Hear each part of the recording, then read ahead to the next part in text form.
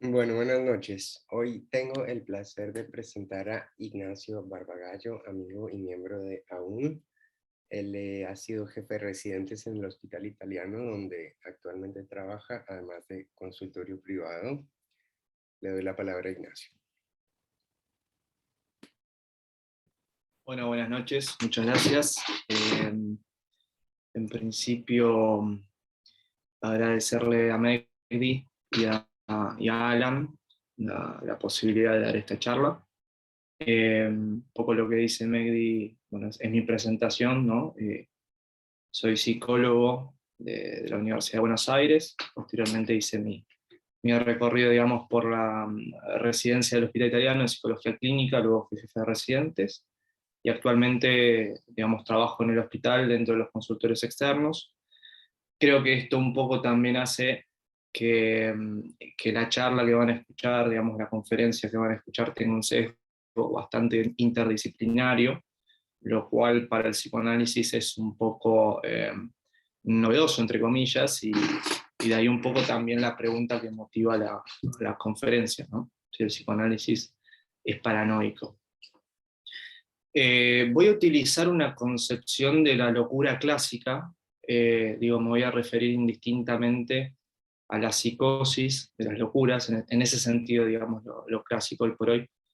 Las manifestaciones de la locura exceden la psicosis, ¿no? Muchas veces no coinciden, entonces, bueno, no va a coincidir, digamos, con la clínica actual. Lo que sí, digamos, utilizar es ese término, digamos, en común. Y también vamos a pensar un poco el disparador de esta conferencia, que tiene que ver con el eje de las conferencias que se vienen dando en psicoanálisis aún, que tiene que ver con la maldad. Durante mucho tiempo, digamos, la locura fue asociada con un aspecto de la maldad que puede ser el peligro, la peligrosidad. Y es algo que se sostiene hasta en la actualidad, ¿no? Lo comprobamos cuando hay un encarnizamiento mediático implacable, cuando hay un acto de violencia por parte de un sujeto enloquecido. El concepto de peligrosidad viene del derecho y por supuesto tiene una connotación negativa. A mi entender, la ley de salud mental incorpora el término de riesgo justamente para intentar acabar con lo peyorativo del concepto de peligrosidad. Sin embargo, digamos, operacionalizar ese concepto es muy complejo, no es un no es un concepto claro.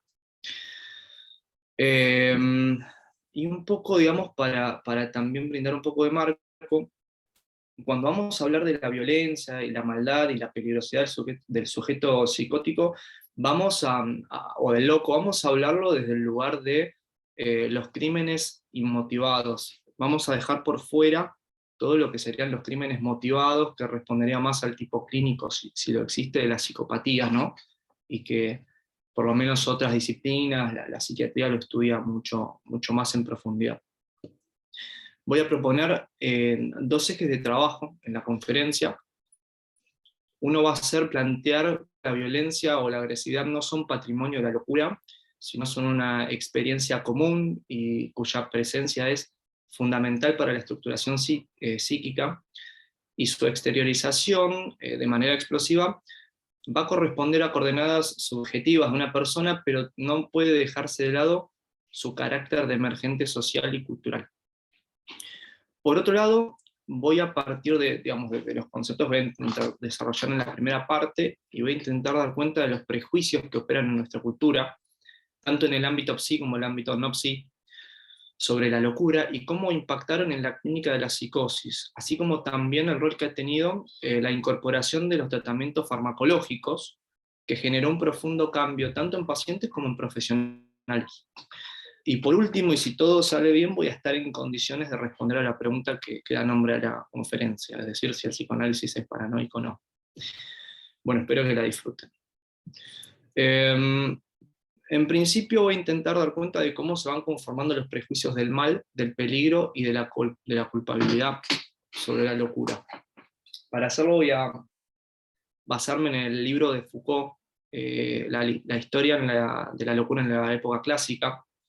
Ustedes saben que la formalización de una disciplina que ha tenido al loco como objeto de estudio es reciente, es decir, la psiquiatría, si bien el abordaje de las enfermedades del alma tiene sus comienzos como el comienzo de la medicina, ¿no? Con Hipócrates, con la teoría de los humores, el siglo IV a.C. Vamos a tomar entonces un poco lo que dice Foucault. Foucault va a dividir su estudio en 3 grandes periodos: Edad Media, Renacimiento y Época Clásica, que para nosotros es lo mismo que la modernidad. Y va a decir que a partir de la desaparición de la lepra en Europa, hacia fines de la Edad Media, los mismos establecimientos que, digamos, llamados leprosarios, que albergaban a los leprosos, comienzan a albergar a los nuevos leprosos, va a decir los locos y los incurables. Recordemos que en la Edad Media la epistemología y el orden social estaban fuertemente atravesados por el cristianismo. La Iglesia va a apoyar fuertemente el lugar de la exclusión, no solo de los locos, sino también de los pobres, de los vagabundos. En esta época el loco comparte el lugar con el pobre como receptor de una mirada de tolerancia, de complacencia, pero apoyado siempre en una fuerte exclusión social. El Renacimiento introduce un objeto nuevo, enigmático, que es la nave de los locos. Es decir, barcos en los cuales se transportan a las personas que la sociedad pretendía expulsar o excluir. No importaba necesariamente que tengan un destino fijo, muchas veces cuando llegaban a tierra eran vendidos como esclavos, pero este hecho era considerado como un acto de bien. Sin embargo, el loco, en esa época, aparece como una figura ambivalente. Por un lugar, digamos, bueno, es excluido, pero también es admirado, ¿no? Por su ingenio, su creatividad, alguien por momentos extravagantes, que puede decir cosas interesantes. Fíjense cómo en la literatura, por ejemplo, en esa época, toda la obra de Shakespeare, la figura del oráculo, ¿no? Del visionario, bueno, ni hablar Don Quijote de la Mancha, de Cervantes. A partir del Renacimiento se empiezan a sentar las bases para lo que va a ser el pasaje a la modernidad, ¿no? A partir de la revolución científica, de la revolución productiva, y la adopción del racionalismo como fundamento epistemológico. Etapa en la cual acontece lo que Foucault, una de las grandes denuncias de Foucault en el texto, ¿no? Es el gran encierro. Él lo sitúa, digamos, en la fundación del Hospital Central de París a mediados de 1600, y dice que a partir de entonces el 1% de la población va a estar encerrada. Como dije, el criterio que empieza a operar, digamos, en la modernidad para esta exclusión va a ser justamente el racionalismo, ¿no? Y el trabajo se va a constituir como la máxima virtud y el signo inequívoco de la ética y de la moral. Es decir, el loco y el pobre van a dejar de ser personas honradas y toleradas para convertirse, digamos, en el criterio de exclusión. Con el loco se van a encerrar a los pobres, a los delincuentes. Y en la modernidad el signo del mal, digamos, el lugar del mal lo tiene el signo negativo de la productividad, es decir, la ociosidad, que se supone maldita y es condenada. Es una delimitación inventada por una sociedad que eleva la ley de trabajo hacia una trascendencia ética. Esto es lo que dice Foucault. O sea que en el Renacimiento, o hasta el Renacimiento, el mundo ético, digamos, más allá de la separación entre el bien y el mal, aseguraba el equilibrio en una unidad trágica, el destino, la providencia. Y esta unidad empieza, digamos, o va a desaparecer cuando se empieza a considerar como criterio de exclusión la racionalidad, ¿no? Ustedes fíjense todo el desarrollo que tiene la psiquiatría en torno a las locuras razonantes, ¿no? Uno está loco cuando pierde la razón, pero el loco no pierde la razón todo el tiempo, ¿no? La paranoia es un claro ejemplo, ¿no? Donde todo un sistema delirante puede funcionar a la vez de otro, digamos, de otro sistema completamente acorde a la realidad. Entonces, digamos, la locura va a desembocar en un universo enteramente moral. Digamos, el mal ya no va a ser castigo o advenimiento del fin de los tiempos, sino falta y defecto. Los asilos, que entonces funcionaron como leprosarios, sostuvieron los prejuicios que subyacen a ambas condiciones. La locura no ha quedado, dice Foucault, bajo la mirada de una psiquiatría científica y objetiva, porque no se pudo desprender de las viejas participaciones religiosas y éticas de la Edad Media. Acá leo textual a Foucault. ¿No es importante para nuestra cultura que la sinrazón no haya podido convertirse allí en objeto de conocimiento, más que en medida en que antes había sido objeto de exclusión? Relata Foucault que a mediados del siglo XVIII surge un miedo que se formula en términos médicos, aunque está animado por un mito moral. La gente se aterra de un mal misterioso que puede empezar a expandirse a través de las casas de confinamiento para resultar una nueva amenaza a las ciudades. En esa época, digamos, aparece la teoría de los miasmas de Sydenham, ¿no? Que es la precursora a la teoría digamos, de los microbios, ¿no? De la microbiana, que de alguna manera, digamos, es que bueno, las enfermedades se empiezan a transmitir arrastradas por el viento. Entonces, de alguna manera, dice Foucault que nuevamente el horror medieval se impone y el mal que se había intentado excluir por medio del confinamiento reaparece bajo este aspecto fantástico. Se trata de un mal físico y moral, la locura. Acá para mí se ve claro cómo el loco aparece en el lugar del loco malo, del loco peligroso, ¿no? El que puede traer un peligro, la maldad. Foucault también dice que la locura va a quedar ligada al pecado y que va a anudarse de alguna manera para varios siglos este parentesco de la sinrazón y la culpabilidad, que el alienado hoy experimenta como un destino, y dice Foucault que el médico descubre como una verdad de la naturaleza. En este espacio se han constituido alianzas oscuras que más de 100 años de psiquiatría llamada positiva no han logrado romper. Es decir, acá el prejuicio, ¿no? O cierto germen del prejuicio del loco como culpable. Y también dice Foucault que la locura va a quedar ligada a la criminalidad. Ustedes ven cómo muchos de los desarrollos de la psiquiatría de la época se toman términos del ámbito jurídico para describir algunas formas de la locura.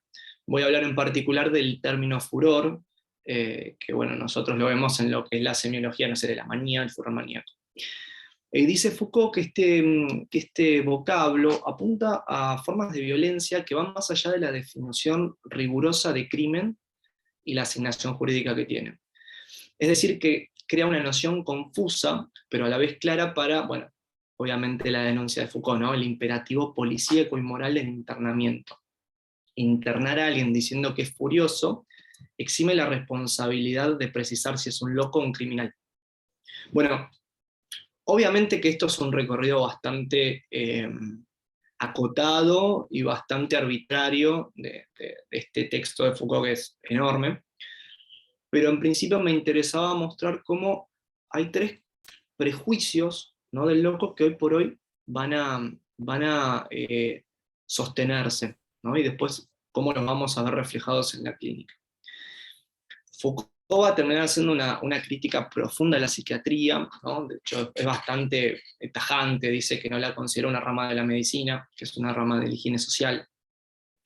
Y también es interesante porque en algún momento, si bien, digamos, vieron que en la historia de la psiquiatría Pinel tiene un lugar muy, muy importante como aquel que rompe las cadenas, pero por lo menos durante un largo tiempo se han sostenido tratamientos bueno, que Foucault cuestiona, que eran un poco violentos. De hecho hay frases de Foucault del libro del tratamiento moral, en las cuales dice, bueno, que no está de más un coscorrón para el paciente.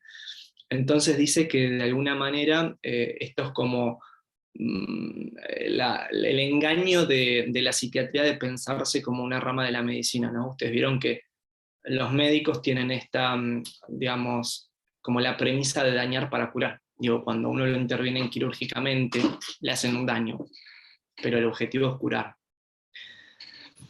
Bueno, Foucault, este texto de Foucault, así como algunos desarrollos de Thomas Szasz, David Cooper, Ronald Lyne, van a ser los que después van a generar el movimiento de la antipsiquiatría. Es muy interesante, pero no vamos a hablar de esta cuestión. Me interesaría pasar ahora a lo que tiene el psicoanálisis para decir. Voy a tratar de tomar los aportes de Freud. Freud no habla demasiado de la violencia en su cuestión más, como más explosiva. Pero bueno, voy a traer algunos textos que por ahí resultan actuales justo en esta época, ¿no? El texto Guerra y Muerte, que de hecho creo que tiene el epígrafe escrito sobre la actualidad. Freud lo escribe en 1915, a partir de la Primera Guerra Mundial, e intenta abordar la cuestión de la guerra, ¿no?, desde el psicoanálisis. Ustedes piensen que las explicaciones sobre el mal en la época en la que Freud va a edificar su teoría estaban reducidas al innatismo o al ambientalismo, es decir, uno nace malo y el ambiente es quien de alguna manera lo tiene que salvar de la expresión de esa maldad, o al revés, uno nace bueno y uno se vuelve malo por las influencias del ambiente. Freud en ese momento no tiene del todo desarrollada las teorías, digamos, su teoría pulsional. Es un texto contemporáneo a Pulsiones y Destino de Pulsión, donde todavía, digamos, no está la diferenciación y la introducción de la segunda tópica, es decir, todavía va a pensar en pulsiones yoicas y pulsiones sexuales, pero posteriormente, bueno, en Más allá del principio del placer y el yo del ello, va a introducir el concepto de pulsión de muerte, donde va a poder dar cuenta un poco más como de esta exteriorización de la pulsión de destrucción. Sin embargo, en ese texto, para mí hay algunas frases o algunos aspectos bastante interesantes de Freud. En principio, dice que algo de todo esto que pasa tiene que ver con la naturaleza pulsional del ser humano, y que la vida en la sociedad depende en buena medida de la sofocación justamente de esta vida pulsional. Freud dice que para que la cultura, o al revés, digamos, que la cultura favorece la conformación de un tipo de hipocresía sobre la cual la cultura se edifica, en la medida de que el hombre, el ser humano, tendría que admitir profundas modificaciones en su verdad psicológica para poder vivir, ¿no?, digamos, sin este contexto de la sociedad. Y la guerra, él la explica, digamos, como una renuncia a las restricciones éticas y consecuente alivio de esta presión cultural y una especie de satisfacción de las pulsiones refrenadas, ¿no?, agresivas. En 1932, en la carta digamos, que él hace de respuesta a la carta que él recibe de Albert Einstein, Freud ya, digamos, con el aparataje de las pulsiones y la segunda tópica, va a responder un poco más, ¿no? Fíjense, Primera Guerra, digamos, como los comienzos del nazismo. Bueno, va a decir que el conflicto de intereses de los hombres suscita la violencia como modo de resolución. Digamos que esto es algo como más, el costado más animal que tiene el hombre y que es algo original. Y dice que este régimen se ha modificado en el curso del desarrollo humano para pasar de la violencia al derecho, ¿no?, por el cual el individuo renuncia a la libertad personal de ejercer la violencia para tener una convivencia segura. Sin embargo, dice que estas leyes, el derecho, digamos, reproducen desigualdades estructurales, que es algo bastante actual. Digo, por lo general, los que llegan al poder digamos, y hacen las leyes, terminan siendo leyes que no siempre favorecen a los de abajo. Entonces dice que esto pone en evidencia que la unidad del derecho no puede tramitar, digamos, o no puede evitar la tramitación violenta de los conflictos de intereses. Entonces acá Freud sí, con el aparataje digamos, de la naturaleza pulsional, dice que va a haber dos elementos que van a mantener cohesionadas a una comunidad. Una es la compulsión a la violencia y la otra es la ligación de sentimientos, lo que nosotros comprendemos como identificaciones. Si una de ambas está ausente, es posible que la que mantenga en el pie a la comunidad sea la otra. Estos elementos dice que no son más que la expresión de dos clases de pulsiones que estructuralmente tiene el ser humano. Las eróticas, que tienen el fin de conservar y reunir, y las de muerte o agresión, que pretenden destruir y matar. Sin embargo, bueno, como comprobamos en la clínica, dice Freud, digamos, las exteriorizaciones rara vez permiten una diferenciación tajante entre ambos, ¿no? Por lo cual Freud asume que, por lo general, estas emociones pulsionales se expresan simultáneamente. Y también dice que, si bien, digamos, la pulsión de muerte es exteriorizada, permanece, digamos, en el interior del ser vivo, activa, digamos, y una porción, digamos, que no se exterioriza y que permanece de alguna manera ahí latente. Y ahí sitúa a Freud, por ejemplo, la génesis de la conciencia moral. A fin de cuentas, Freud dice que todo lo que promueva el desarrollo de la cultura, que lo va a relacionar, digamos, con la pulsión de vida, trabaja en contra de la guerra, ¿no? Que, digamos, hace la alusión a Thanatos. Por último, cito textual a Freud en El malestar en la cultura. Dice: la inclinación agresiva es la disposición pulsional originaria del ser humano, y sostengo que la cultura encuentra en ella su obstáculo más poderoso. Bueno,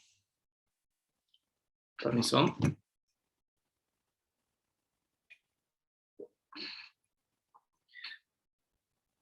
Lacan va a escribir su tesis doctoral, que se llama De la psicosis paranoica en sus relaciones con la personalidad, en 1932. En particular, digamos, la tesis de Lacan calza en un momento en el cual la psiquiatría estaba muy interesada en poder discriminar a los locos de los criminales. En principio porque los criminales se hacían pasar por locos, y de esa manera los tratamientos y los hospedajes, ¿no? Digamos, los lugares de reclusión eran mucho más benévolos para los locos, en la medida que se les daba un tratamiento médico. No es casual que Lacan, después creo que es en el texto de los antecedentes, en escritos, dice que su único maestro fue Clerenbaugh, ¿no? Justamente trabajaba en la enfermería de la policía intentando delimitar, ¿no? A partir de su microfenomenología, tratar de delimitar, ¿no? quién era el loco y quién era un impostor. Bueno, mi idea no es no es ahondar mucho en el caso Aimé, digamos, del cual versa toda la tesis doctoral de Lacan. En particular, digamos, Lacan conoce a Aimé en el hospital de Santán, un mes aproximadamente después de que ella realiza un intento de homicidio hacia una actriz que no conocía, pero digamos, a la cual ella había tomado como un personaje malvado, ¿no?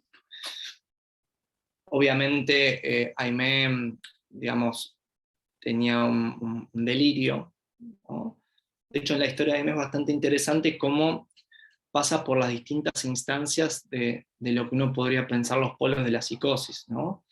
Momentos más melancólicos, ¿no? Momentos erotómanos, no me acuerdo con qué figura exactamente la realeza, a quien ella le envía los escritos. Digo, la historia de Aimé es bastante interesante, y cómo todos los elementos se van poniendo a jugar en el delirio. Aimé había tenido algunas expresiones o reacciones agresivas en uno de estos momentos, previo, no me acuerdo si unos meses o años previos a este acto homicida. Aimé había ido a una editorial en la cual ella había enviado sus escritos que no los habían aceptado, y ella en ese momento se pone muy agresiva con la muchacha que trabajaba en el lugar, y la agrede, la rasguña. Digo esto porque después va a ser interesante para diferenciarla de otro tipo clínico, bueno, no en realidad no un tipo clínico, sino de la nosografía de la psiquiatría clásica, porque justamente una de las cosas más originales que hace Lacan en su tesis es trabajar la cuestión del pasaje al acto en la psicosis, elaborando una nosografía original, lo que él va a llamar la paranoia de autopunición. Bueno, la tesis de Lacan es gigante, pero me parece que por lo pronto hay dos cuestiones en las cuales él, digamos, hace bastante hincapié. En principio, si bien hace todo un estado del arte de la psiquiatría, va a diferenciar esta paranoia de autopunición de los delirios pasionales, de, por ejemplo, de Seriou-Chakras, o del delirio de querulancia de Kraepelin, ¿no? En los cuales, una vez que se perpetra el crimen, se registra una especie de alivio y una cura instantánea del delirio. El caso de Aimé, digamos, no ocurre esto, ¿no? A Aimé la arrestan porque esta actriz puede ver una navaja, ella la ataca con una navaja, logra ver, digamos, que la va a atacar, entonces se defiende y, bueno, rápidamente la contienen a Aimé hasta que llega la policía. Y cuando se entrevista con la policía, de hecho en la tesis están todos los informes, ella estaba completamente convencida de que esta señora, la actriz, que la llaman la señora Z, había amenazado a su hijo, que ella estaba defendiendo a su hijo. Unos 20, 30 días después de que la arrestan, dice Lacan que Aimé experimenta un alivio afectivo y una caída brusca del sistema delirante, y dice que esto ocurre en el momento en el cual Aimé comprende que se ha agredido a sí misma. Es decir, que el objeto agredido, la señora Z, tiene el valor de un puro símbolo. Leo textual. Con el mismo golpe que la hace culpable frente a la ley, Aimé se siente golpeada en sí misma, y cuando lo comprende es cuando experimenta la satisfacción del deseo cumplido. El delirio ya inútil se desvanece. Bueno, Lacan va a introducir los desarrollos de Paul Guilliard, digamos que es un psicoanalista que habla sobre los crímenes inmotivados, ¿no? La diferencia entre crímenes del yo, del ello y del super yo. Y dice algo bastante interesante, porque dice que lo que quiere matar aquí el sujeto, dice, no es su yo ni su super yo, dice, sino más bien su enfermedad, o de manera más general, el mal, el cacón de von Monaco y Morgue. Von Monaco y Morgue son unos neurólogos que justamente toman la palabra cacón, que en su raíz etimológica quiere decir la maldad, digamos, en un aspecto muy, muy general, ¿no? La enfermedad, la maldad. Ellos, digamos, arman una especie de semiología de algo que llaman crisis de cacón. Es como una especie de crisis histérica, pero ellos la diferencian en torno a que hay algo que ocurre, digamos, en el sistema neurovegetativo que produce una especie de liberación, ¿no? De liberación del mal. Entonces, dicen que esto es lo que, digamos, lo que sobreviene y que implica un alivio importante. Y en este sentido, Lacan va a conversar un poco con los psiquiatras de la época. Bueno, neurólogos, psiquiatras.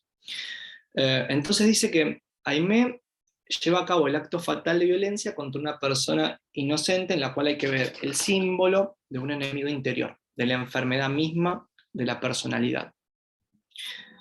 Este concepto Cacón es bastante interesante. Lacan lo va a nombrar en muy pocas oportunidades, en algunos comentarios y en dos textos, en Acerca de la causalidad psíquica y en La agresividad en psicoanálisis, de 1948, el cual voy a tomar. Es un texto bastante interesante, que lo súper recomiendo. Lo importante, digamos, o lo que nos sirve ahora para pensarlo, digamos, también en el pasaje al acto de la psicosis, es cuando en la tesis número 4 va a hablar de las reacciones agresivas.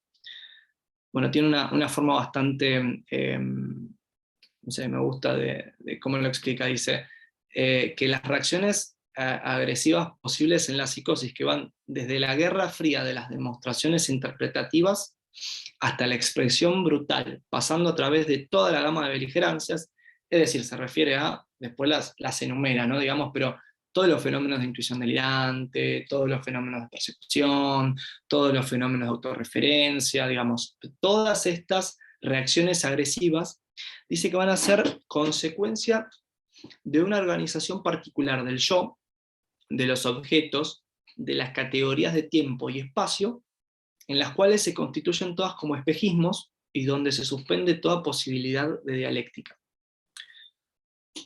Dice Lacan que él halla esta misma configuración en la génesis mental. Más específicamente, bueno, ya se imaginarán, en la formación del yo, y nos remite, digamos, a su formalización del estadio del espejo y la fusión que tiene allí la identificación narcisista. Es decir, se trata de la captación de la imagen, de la percepción del niño, la primera vez, digamos, que ve una forma humana en un modo de unidad. Dice que se constituye una imago valorada, salvadora, ¿no? Valorizada frente al desvalimiento biológico, ¿no? Madurativo. Y acá, digamos, dice que en esta operación hay por lo menos dos encrucijadas estructurales interesantes. En principio dice que la captación narcisista va a dominar de ahí en adelante toda la dialéctica de comportamiento, bueno, dice el niño, ¿no? Digamos, pero de la persona respecto del semejante. Esto Lacan dice que, digamos, en la infancia son bastante comunes los fenómenos de transitivismo normal, lo llama él, ¿no? Digamos que el niño que se queja de que le pegaron es el que pegó, y pone en evidencia que el despertar del deseo también tiene que ver por esa búsqueda del objeto del deseo del otro, ¿no? Una tríada yo, objeto, prójimo. Es decir, dos sujetos, entre comillas, ¿no? Que compiten agresivamente por ese objeto. Y acá viene una parte que para mí es súper interesante. Lacan se pregunta, bueno, si esto es una ilusión, si esto es una configuración en forma de un espejismo, ¿por qué esta organización se sostiene a través del tiempo? ¿Por qué cuando hay algún tipo de metamorfosis, él la llama metamorfosis instintual, uno podría pensar, no sé, en la cuestión más biológica, los dos tiempos de la sexualidad de Freud, digo, ¿por qué cuando ocurre algo muy movilizante a nivel aparato psíquico, esta estructura tiene, digamos, su estabilidad garantizada? Y él va a decir que justamente es porque el yo en su estructura es paranoico. Es decir, dice que al tomarse como objeto de sí mismo, digamos, en la identificación narcisista, el individuo confunde su yo con su propia identidad, ¿no? Dice, es el espejismo de la objetivación, digamos, del sistema, digamos, que plantea la psicología clásica, ¿no? En la cuestión de la percepción y de la conciencia, ¿no? De la conciencia del sí mismo. Y dice, ¿no? Que un poco me parece que se enlaza en esta cuestión de la hipocresía que decía Freud, que dice Lacan que es sorprendente que el hombre haya forzado los límites del inconsciente por el poder de su dialéctica, y por ello el sujeto convive con el desconocimiento o con la ilusión del conocimiento de sí mismo. Bueno, esto es lo que Lacan habla de la estructura paranoica del yo. Más adelante, Lacan justamente lo que se pregunta es, bueno, ¿qué pasa, digamos, para que la intención de la agresividad se convierta en agresividad propiamente dicha?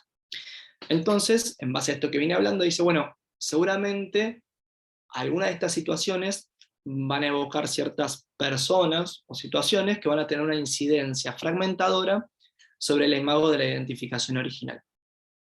Acá, bueno, estamos ante el Lacan más kleiniano, si se quiere, ¿no? Va a tomar los aportes de Melanie Klein sobre la agresividad en el niño, y la formalización de las posiciones, la esquizoparanoia y la depresiva.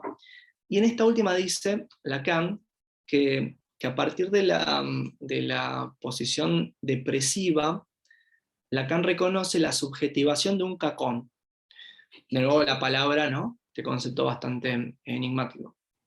Y dice que a través de la operatoria de la identificación proyectiva de los objetos malos internos, que van a persistir como una sombra en el sujeto y van a tener un rol importante en la primera formación del superyo. Es interesante que acá esta palabra, ¿no? Cacón, ya no aparece como privativo de la psicosis, ¿no? Sino más bien en su relación con la conformación del aparato psíquico. En este sentido, Lacan en su tesis doctoral dice algo que, bueno, por ahí nos tendríamos que asustar, pero dice que hay un impulso homicida primordial en el psiquismo humano. Entonces, ¿cómo zafamos? Bueno, Lacan dice que tiene que haber un enlace dialéctico, que es lo que va a permitir que uno no caiga en la alienación total del eje imaginario. En esta época, ¿no? Digamos, en la primera época de Lacan, lo que va a decir que va a permitir justamente salir de esta cuestión va a ser el pasaje por el complejo de Edipo, lo que va a permitir la sublimación, digamos, entendida como una operación sobre las identificaciones del sujeto. La posibilidad de una identificación edípica va a permitir, digamos, trascender esa agresividad y va a constituir lo que Lacan va a llamar la función pacificante del ideal del yo. O sea que parece que somos todos un poco paranoicos, o un poco para vivir tenemos que ser paranoicos. Entonces, otra de las cosas interesantes que dice Lacan es que el acto del psicoanálisis, bueno, acto no, perdón, porque es una palabra que tiene otra acepción, pero que el psicoanálisis, para ser eficaz de alguna manera, tiene que introducir una paranoia dirigida. Y los efectos de la acción analítica tienen que operar con la proyección de estos objetos malos internos. De hecho, bueno, habría que tener tiempo para desarrollarlo, pero en la tesis tercera de la agresividad en el psicoanálisis, dice cómo el resorte del tratamiento analítico es la agresividad, como uno como analista necesita despertar la agresividad para que el análisis funcione.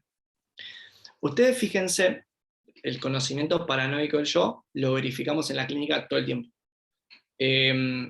No podemos prescindir de la cuestión imaginaria de la comunicación. Obviamente que nosotros como analistas no apuntamos a eso, pero fíjense que cuando uno hace una intervención,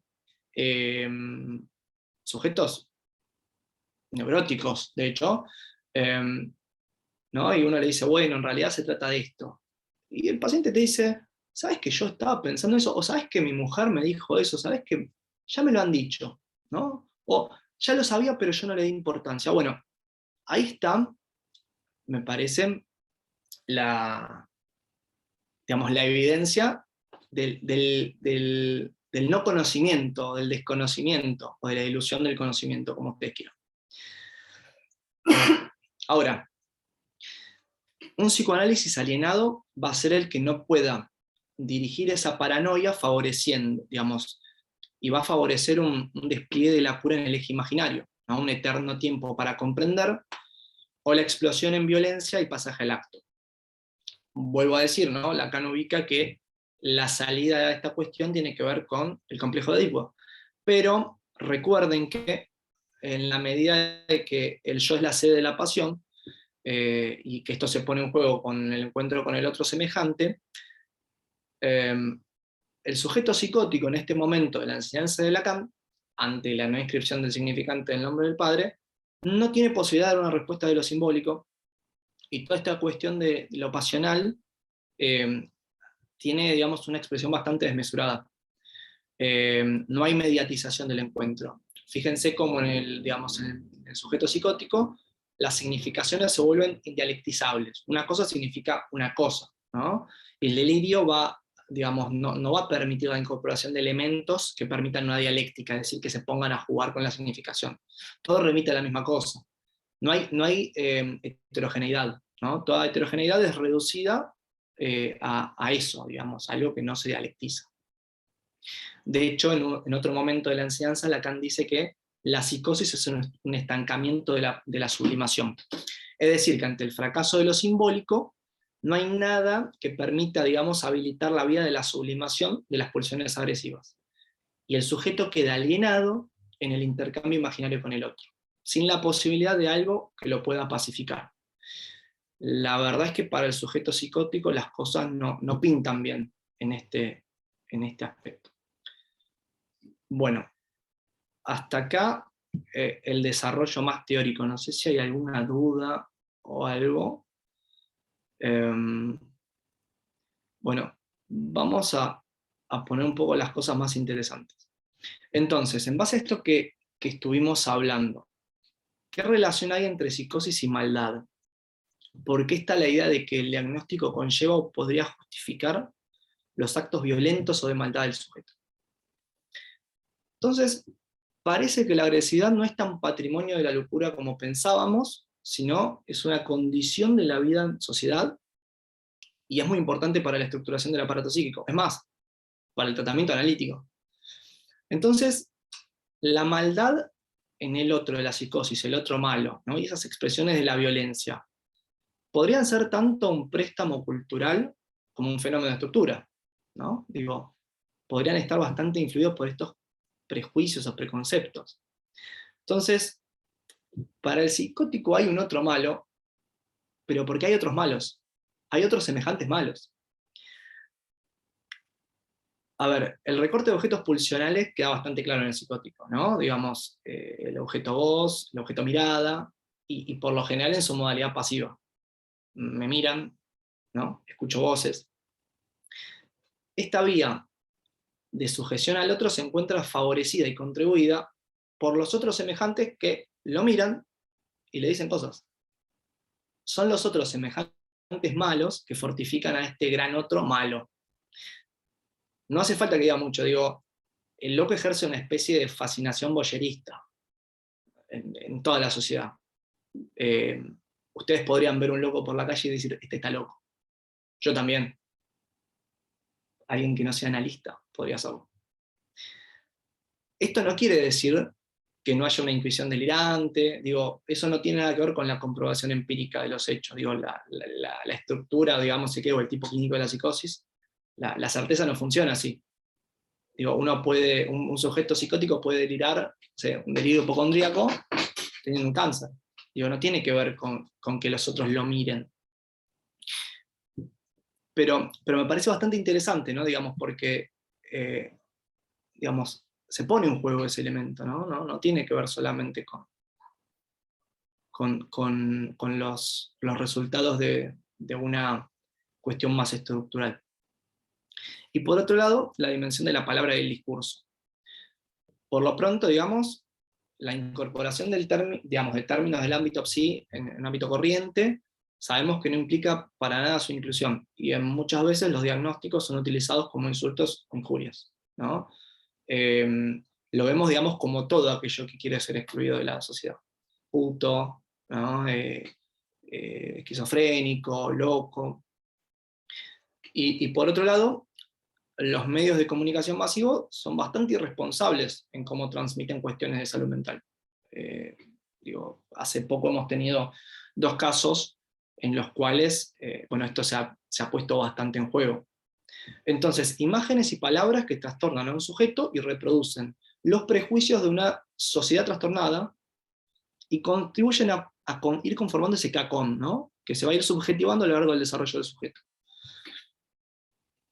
Los que tienen suerte y pueden sublimar estarán más protegidos, ¿no? De no quedar tan expuestos. Entonces, hay una acepción popular respecto a que las personas que cometen crímenes tienen algún tipo de desequilibrio mental. Y por lo general suele ir apuntado a algunos diagnósticos que nos dirigen hacia la psicosis cuando hablamos de cuadros de mayor gravedad y peligrosidad. Esto no se reproduce solamente, digamos, en el ámbito común y corriente. En nuestro ámbito de trabajo, la división es bastante tajante. Neurosis y psicosis, porque los perversos no vienen al consultorio, no consultan. Y al estilo La Guerra de las Galaxias, los analistas están del lado luminoso, ¿no? del lado correcto de la fuerza. Entonces todos quieren atender sujetos neuróticos, ¿no? Los psicóticos o ante la preeminencia de un diagnóstico de psicosis o un trastorno grave, suelen derivar, ¿no? Alguien lo va a atender al loco. En esta misma línea, me parece que hay que derribar el mito de que los sujetos neuróticos son los casos más tranquilos.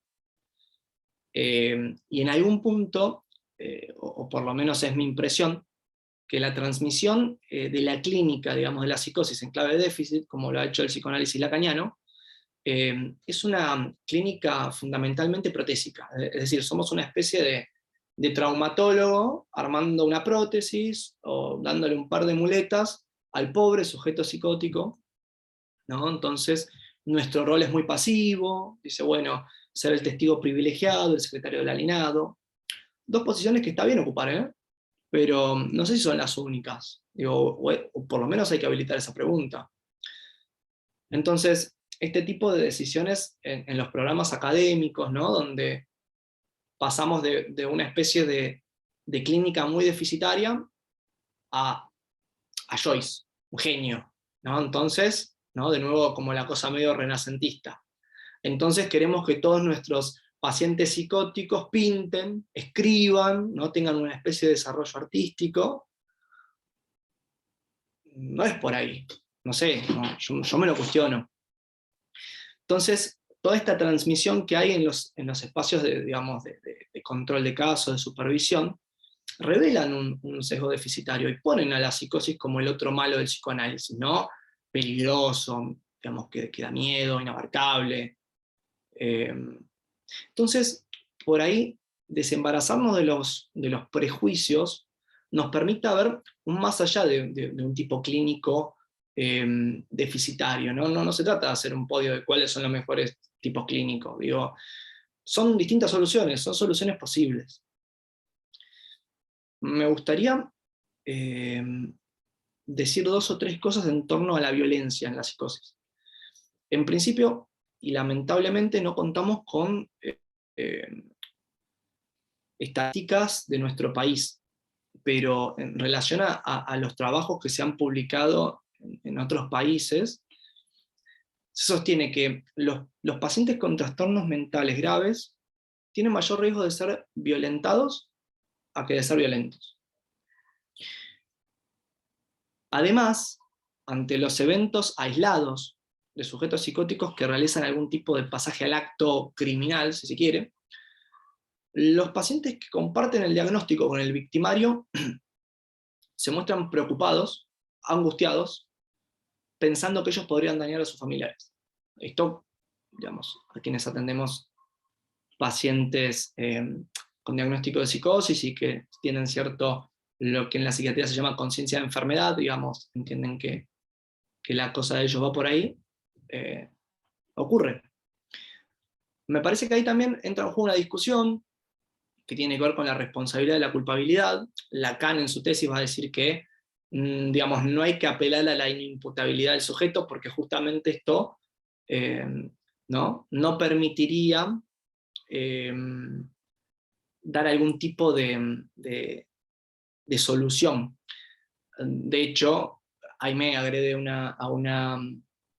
a esta chica de la editorial, luego es puesta en libertad, ¿no? Pero cuando ella es encerrada, dice que el peso de la ley cae sobre la cuestión de la culpa. Y fíjense que cuando esto ocurre, la sociedad pide rápidamente un culpable. Si el loco es inimputable, ¿hacia dónde se dirige la Cámara? Psiquiatra, equipo tratante, psicólogo. Esto lo vemos en los medios, ¿no? Se empieza a hablar de por qué el psiquiatra no hizo, por qué el psicólogo no hizo. Por último, hay una creencia que las conductas agresivas por parte de los pacientes psicóticos, las conductas autoagresivas, son consecuencia de la productividad psicótica. Y eso no suele ser así. Por lo general, los pacientes que consuman el suicidio o realizan tentativas por las llamadas voces de comando, es decir, por una alucinación, son muy pocos en relación a los que lo realizan debido a cuadros depresivos. Desglosemos un poco a qué nos referimos cuando hablamos de depresión. Se suele asociar, digamos, la depresión en la psicosis como la pérdida del delirio. Seamos prudentes y, no en todos los casos el delirio en los pacientes psicóticos es muy pacificador. No en todos los casos es una buena estabilización la metáfora delirante. Por lo general, bueno, hay bastantes personas que han investigado sobre el tema. A mí me gusta una investigación que, bueno, si quieren después les paso las referencias, pero hablan de un síndrome de desmoralización crónica. Es decir, pacientes que por saberse enfermos, sufren en torno al estigma social por el diagnóstico que tienen. Entonces, yo me preguntaba, bueno, si la desesperanza es un indicador clave en la detección del riesgo suicida, ¿qué esperanza para esta gente digamos, que tiene el cacón, ¿no? Digamos, que eso está muy a flor de piel, ¿no? De lo que uno lleva adentro, no se puede escapar. O bueno, el escape es muy, muy costoso.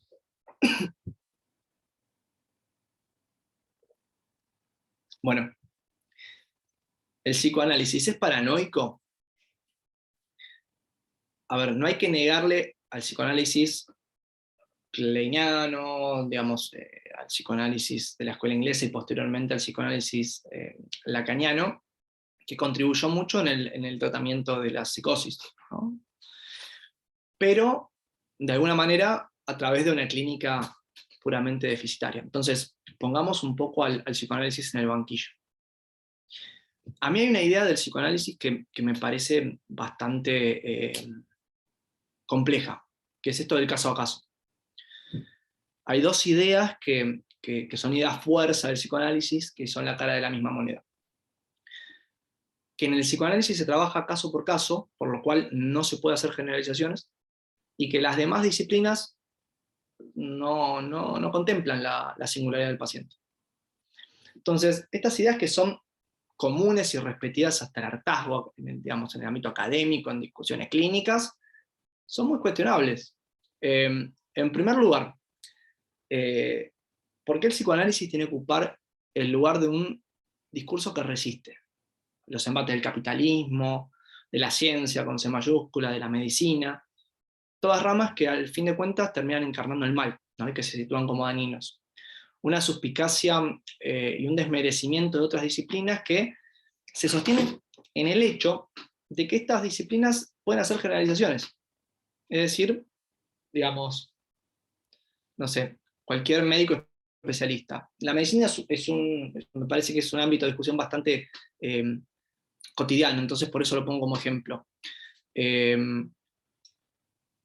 Digo, ¿por qué no sé, un anestesiólogo no trabajaría caso por caso? Todas las personas son iguales, digo, es lo mismo una persona, un niño, que un adolescente, que un adulto, que un anciano, una persona con una cardiopatía a una persona sana, una persona traumatizada en un accidente, digamos, que ellos estudien las cuestiones digamos, generales no significa que después no puedan aplicar hacia una persona, ¿no? O por ejemplo, no sé cuántos de ustedes tienen apéndice, yo ya no. Y cuando me fui a internar para que me operen, no estaba pidiendo que me pregunten cómo estaba, quería que me saquen el apéndice. Entonces, el caso por caso se convirtió en una especie de metáfora muerta, a mi entender, ¿no? Perdió el ingenio, la agudeza del witz lacaniano, ¿no? Y es una especie de metonimia que se repite. Es decir, que siempre toda conversación deriva en hay que ver el caso por caso. Una frase de cabecera para salir de un aprieto y sostener un prejuicio más que reafirmar, digamos, algo del orden epistemológico. Entonces las otras disciplinas se constituyen un otro al cual se mira con desdén, desprecio, ¿no? Ustedes pueden ver los discursos de género, la medicación psiquiátrica, las neurociencias, ¿no? Entonces, el psicoanálisis siempre se sostuvo como una especie de ese estandarte de ser resistente, ¿no? Y en la psicosis se ve claramente que nuestros pacientes a veces necesitan medicarse, y a veces necesitan internarse. Entonces, la clínica de la psicosis es muy difícil pensarla hoy como la piensa Lacan. ¿Por qué? Porque a partir de 1950, cuando se crea, se descubre el primer antipsicótico, la clínica cambia para siempre. Un compañero del hospital, Diego Costa, dice, la clínica de la psicosis no es la del delirio y las alucinaciones, es la de los efectos adversos. Es eso lo que vemos muchas veces en los pacientes. Pacientes, digamos, bastante anestesiados, digamos, o cuyos síntomas están bastante amortiguados por la medicación. Y no solo eso, digamos, vemos pacientes que consumen, flagelados por, digamos, las drogas, por el alcohol. Digamos, las manifestaciones son muy distintas a lo que antes escribían, ¿no?, los grandes psicopatólogos. el discurso médico incorpora un tratamiento posible a la locura, pero digamos siempre desde un lugar de la exclusión. Y pongámonos un poco, digamos, o yo me voy a poner como abogado del diablo. Si a ustedes les duele la cabeza y les dicen, bueno, yo puedo darte una medicación y te vas a tu casa y te venís y te controlás, o pasás 6 meses internada, no ves a tus amigos, no ves a tu familia y te vamos controlando. Digo, ¿por qué uno estaría en contra? Digo, uno le duele la cabeza y va y se toma un paracetamol. Entonces, ¿por qué uno no estaría de acuerdo con que los pacientes estén bien medicados? ¿No? Digo, mejora la calidad de vida, menos tiempo de internación, menos frecuencia de internación, menos tasa de suicidios, posible reinserción social, laboral, comunitaria. Entonces, los analistas, los llamados analistas, se enojan cuando los pacientes se los medican ellos, ¿no? ¿Estamos en condiciones nosotros de juzgar cuánto sufrimiento puede tolerar un sujeto y decidir? Entonces, si hubiera que combatir contra un, digamos, enemigo, yo no lo veo en la medicina, en la psiquiatría. Habrá psiquiatras que mediquen mal, y hay psiquiatras, porque los conozco, que muchas veces tienen intervenciones mucho más brillantes que cualquier analista, y por ahí con menos formación. Entonces lo que hay que combatir es a partir de la dialéctica, no del rechazo, no del cierre de fronteras, como lo hace el psicoanálisis lacaniano, ¿no? Vuelvo a decir, es un poco el juego de ponerse en abogado del diablo, ¿no? Hay que trabajar con los psiquiatras. Digo, vamos a hablar de la medicalización de la vida. Digo, parece un acto de hipismo decir, no, bueno, mis pacientes no se medican, no se internan. Entonces viene la familia completamente alterada, te tiran al paciente ahí, bueno, andate a vivir con él. Digo, me parece que hay que permitir, digamos, poder entablar un diálogo. Y a mí me da bastante gracia cuando se habla del control social, ¿no? No, porque la medicación, el control social, y después uno, no sé, va a ver el diario y dice, acepta las cookies, y uno pone que sí, que comparte toda la información. Qué sé yo. Digo, me parece que hay que pensar esto un poco más amplio, ¿no? No hay que pensar que el manicomio es el hospital y el asilo, y que derriben los monovalentes. Digo, la lógica manicomial no es un edificio, ¿no? Son los prejuicios. Entonces, en la actualidad, para mi entender, el psicoanálisis lacaniano, vamos a decir un poco, es paranoico porque es un conocimiento humano, o si uno lo toma como un conocimiento humano es paranoico, todo conocimiento humano es paranoico. Yo diría que es un poco paranoide. Tiene esa relación de competencia imaginaria, ¿no? Donde los otros semejantes son discursos disidentes digamos, y los menosprecia, y su reconocimiento, digamos, como un discurso que no requiere reformularse, digamos, que tiene como esa garantía de estabilidad en el tiempo. Digo, el psicoanálisis ha funcionado como un gran revelador de verdades en ese sentido, ¿no? Verdades entre comillas, digo, ha servido mucho su incorporación, pero no se va a cuestionar a sí mismo. Digo, no está bajo la misma regla. Entonces, para mí esta especie de doble cara digamos, es una especie de axioma delirante. Si uno se lo cree, ¿no? El caso a caso. Caso a caso, que no hay generalización posible, y que el psicoanálisis es el único que trabaja caso a caso. Eso es un axioma delirante. Bueno, un poco para concluir. Lo que yo quería transmitir es que la cultura acepta y sigue sosteniendo los prejuicios que enlazan la locura con la maldad, peligrosidad y culpabilidad. Que la agresividad está presente en las reacciones agresivas de la psicosis, pero desempeña un rol fundamental en la génesis del aparato psíquico digamos, en el tratamiento. Y que en la actualidad esos prejuicios operan también en el ámbito psicoanalítico y generan dificultades para la práctica. Para la práctica y para la vida de las personas, digamos, en la sociedad. Entonces, por lo pronto a mí me gustaría transmitir la idea, que es un tanto propia, pero me imagino que no soy el único que la piensa, que hay que desarticular esa idea de que el psicoanalista es el único, el paladín del sufrimiento del sujeto, ¿no? El único interlocutor válido para hablar del padecer psíquico. Porque, digamos, ¿no? Es difícil plantearlo en esta cuestión de que es el único discurso que contempla la subjetividad del caso. Entonces uno se enoja con todo, se enoja con el médico porque lo medicó, cuando hay un aumento de medicación, ¿no? Como si eso muchas veces no tuviera un buen efecto en el paciente, ¿no? Y como si el médico le quisiera hacer mal.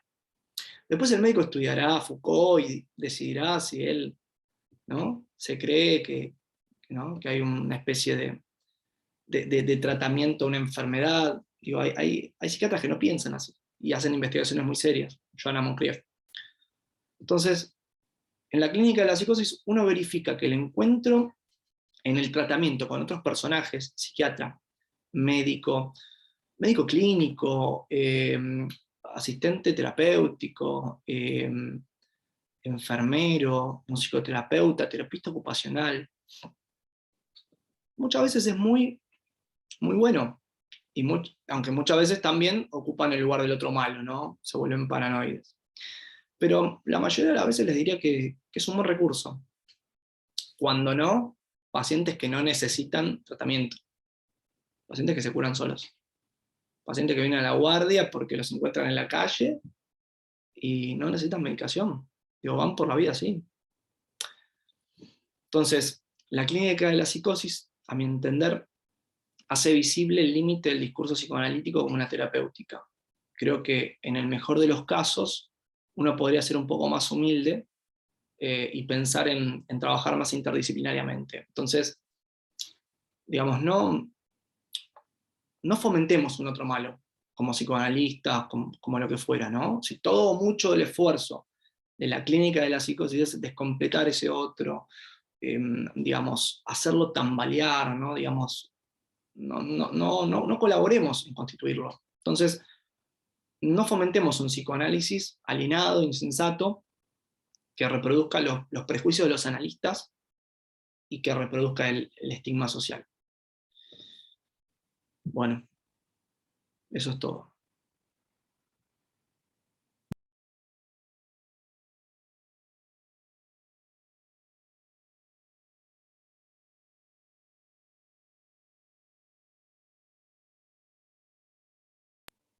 Fede. Buenas, ¿qué tal? Primero que nada, espectacular la exposición, me pareció fantástica. Fantástica y muy necesaria.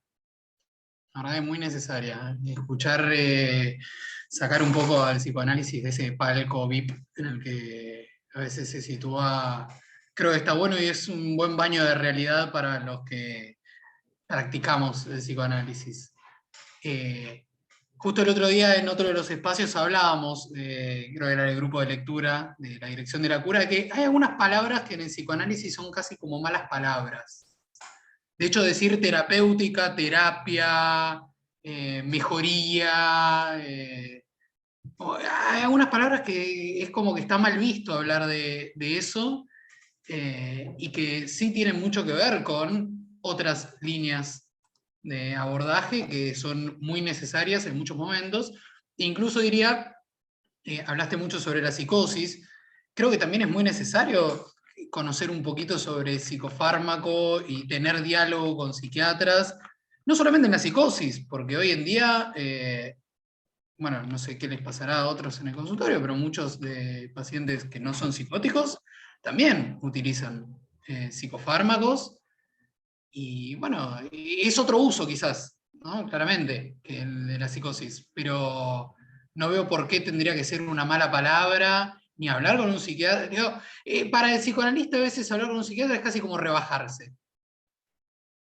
Y Completamente. no, en absoluto. Sí, totalmente.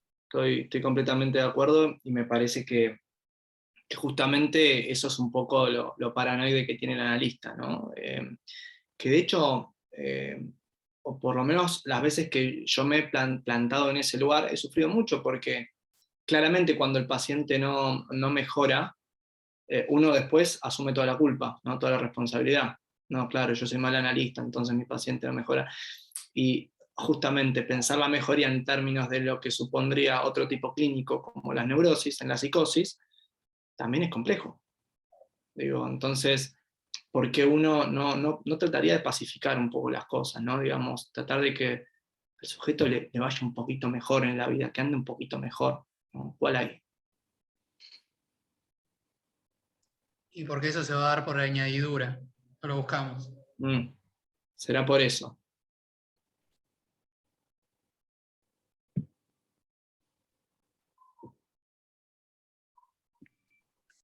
Sí, yo me quedé pensando, Nacho, bueno, antes que nada felicitarte, como hizo Fede, bueno, y supongo acá también el compañero que te escuchó, muy buena la exposición.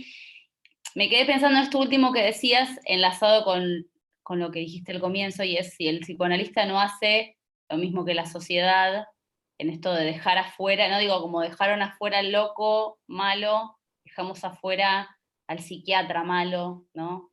Que medica y que arrasa la subjetividad, digamos, en realidad ayudando ahí con, ¿no?, el delirio, la alucinación, y bueno, si no arrasamos más nosotros desde esa postura, ¿no? Es que en esa línea uno tendría que empezar digo, uno puede enojarse con que la vida está medicalizada, pero está medicalizada. Es lo que decía, a uno le duele la cabeza y se toma un paracetamol.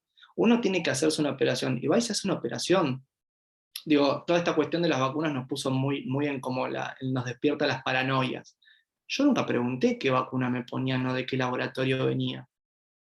¿Se entiende? Digo, la vida está medicalizada. Me parece que desarticular un poco, digamos, cuál es la lógica. Digo, las farmacéuticas son gigantescos monopolios y, digamos, intentan ganar un montón de dinero, digo, es real, pero, digamos, después tenemos lo que tenemos y son los medios que tenemos para intentar, digamos, a fin de cuentas, eso, ¿no? Hacer que los demás anden un poquito mejor. Entonces el psicoanálisis termina, digamos, como que está bastante en la posición de ver otros malos por todos lados, ¿no? Digo, en la medicación, en los discursos de género, y creo que es por esta posición de privilegio, como decía Fede, ¿no? El palco VIP del cual se siente el psicoanálisis a ver las demás cosas. Pero no desde el lugar de la crítica destructiva, ¿no? No desde el lugar de decir, abajo el psicoanálisis se va a caer, no va a existir más, no. Digo, pero sí un psicoanálisis que permita repensarse, que permita dialogar, si no queda alienado. Queda alienado. Y después nos preguntamos por qué las personas van a terapias cognitivos conductuales. Porque prácticamente son boludos, ¿no? Porque no entienden, porque la cosa va por otro lado. Pero nosotros lo sabemos. Estamos generando, a mi entender, y sobre todo en Argentina, y sobre todo en Buenos Aires, un estilo de psicoanálisis que sirve para los analistas. Nada más.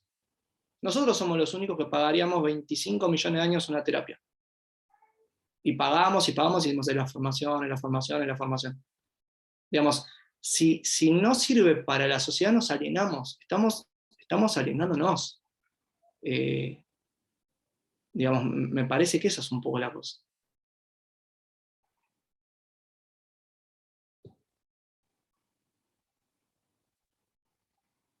Bueno, Ignacio, me sumo a las felicitaciones, muy interesante el recorrido, muchas gracias. Me surgen varias cuestiones en tu exposición, recorto solo algunas. Hablaste también del problema de la ociosidad, ¿no? Como una de esas categorías que entran dentro de los males contemporáneos, y me parece que ahí se marca bien un tema ético, ¿no? Como un viraje ético en la historia donde el ocio dejó de ser ponderado para ser cuestionado y criticado, como dentro de lo que entra en la categoría de el otro malo. Pero me parece muy interesante esta postura, ¿no? De este maniqueísmo tonto del psicoanálisis, de pensar en buenos y malos. Creo que otra de las cosas, y tu intervención apunta, me parece, ¿no? A desconstruir al psicoanálisis, a introducir no todo en el psicoanálisis, creo que eso es muy valioso, que en ningún momento nos ponemos a pensar entre los psicoanalistas, ¿no? Digamos, estamos tan ocupados en pelearnos con otras disciplinas, con otras terapéuticas, que O entre más allá de... psicoanalistas, perdón. O entre psicoanalistas ¿Cómo? también. O entre psicoanalistas, ¿no? Claro. pero me parece que la cuestión está ahí, no nos ocupamos tanto de eso, ¿no? Sí, no, las escuelas se pelean, pero los psicoanalistas entre sí, me parece que ahí hay mucho terreno inexplorado para trabajar este tema que vos planteás. Bueno, me parece muy interesante y necesario también, por lo menos abrir el debate, ¿no? Así que muchas gracias. Gracias. Comparto con mis colegas, excelente recorrido. Yo quería preguntarte algo si habías pensado más al respecto. Esta idea de pensar a la psicosis como déficit introduce el ocio del analista, ¿no? O sea, hablando de ociosidad, si es un déficit, lo que le queda al analista es ocupar el papel de testigo, de secretario, tomar nota. Y tú decías, se pueden pensar otro tipo de formas. Quería saber si habías pensado cómo nombrarlas, porque estoy totalmente de acuerdo. Mira, te voy a contestar con algo que no tiene nada que ver, pero justo cuando vos hablabas me hizo pensar en otra cosa, y es en lo que uno puede aprender de la psicosis. Uno se toma más en serio el discurso del neurótico que del psicótico. Y a mí me sirvió mucho pensar que el neurótico deliraba también. Digo, en la idea de, bueno, lo que me está diciendo no tiene más peso que lo que me diga el neurótico. Y eso me sirvió mucho para pensar, bueno, un poco más en cómo atender tanto a los sujetos psicóticos y a los neuróticos. En relación a si eso le podría poner un nombre, digo, hay algunos desarrollos actuales, qué sé yo, no, por ahí a mí no me terminan de cerrar, digo, está buena la idea de pensar cómo se atiende a los sujetos psicóticos, pero en principio yo pensaría, digamos, o ejerzo una clínica un poco más activa, una clínica, digo, regla número 1 que te dicen en la facultad, no le discutas al psicótico, no cuestiones el delirio. No les digo muchas veces, pero unas cuantas veces que le he dicho me acuerdo a una paciente, yo le dije, ¿vos estás segura de lo que estás diciendo? Digamos, tuve una situación, digamos, en la sala de internación y me dice, no, porque estas personas pensaron esto de mí. Yo le dije una palabra muy pesada, ¿no? Perversa. Ella dijo, ellas pensaban que yo era perversa. Y yo le dije, ¿vos estás segura? Y hubo un alivio, pero, digamos, no momentáneo, sino, digamos, instantáneo. Dijo, no lo había pensado así. Dijo, me dejas mucho más tranquila. Después, bueno, habrá hecho por otros lados, digo, no, pero digo, a uno con la enseñanza clásica uno no hubiera dicho nada. No hubiera dicho nada. Entonces digo, me parece que es un poco salir de la posición acartonada del psicoanalista en la psicosis, de que uno no hace. No, uno hace un montón. Y tendrá que ir viendo las estrategias que puede utilizar en cada momento. También entendiendo la transferencia, ¿no? Muchos años decir, no hay transferencia en la psicosis. O que la única transferencia es erotómana o paranoide. Yo no lo he visto así. Digo, no me pasa a ocupar o uno o el otro de los lugares. Entonces me parece, por lo pronto, digo, no sé si esto va un poco a responder eso que me preguntás, Megdi, pero digo, por lo pronto me parece que hay que habilitarse a pensar cosas distintas en la psicosis porque la clínica es distinta. Porque la clínica lo demuestra, no porque uno tenga una idea, ¿no? Excepcional. Excelente.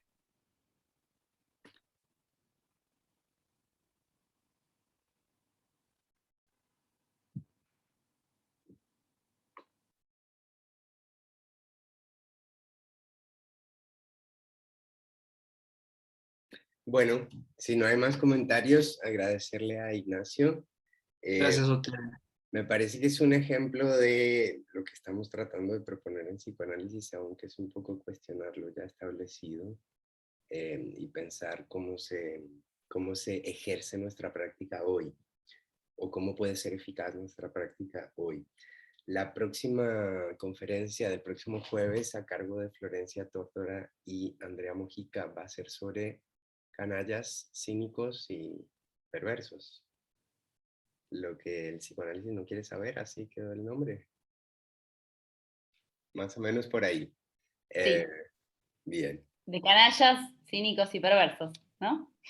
Correcto. Algo así. Nos vemos el próximo jueves. Buenas noches. Chao, gracias.